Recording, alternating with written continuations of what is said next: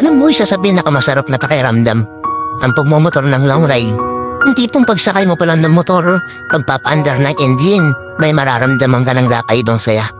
Dahil kapag nagmumotor ka na sa mahabang biyahe, talagang nakakawala ng stress at ma-appreciate mo pa ang ganda ng mundo. Yung tipong habang nagmumotor ka, masasabi mo na lang sa sarili mo na, wow, ang sarap palang mabuhay. Ang ganda pala ng mundo. Lalo na kapag ang patakbo mo ay chill lang. I-enjoy mo lang talaga ang moment. Madami kasi tayo kanya-kanyang problema sa buhay Pero pag nagmumotor ka na, makakalimutan mo ang problema mo. Lalo na kapag maganda ang view, maganda ang kalsada, tapos di mo namamalayan, nagkakaroon ka na pala ng positive mindset.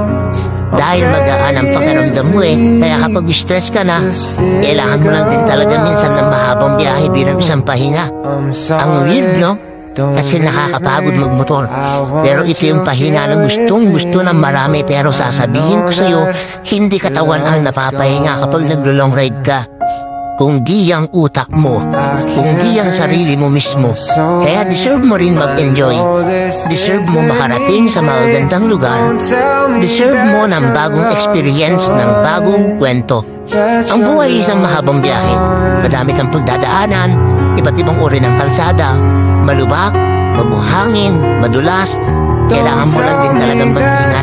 At pwede kang momento para magpahinga. Tapos, biyahe na ulit.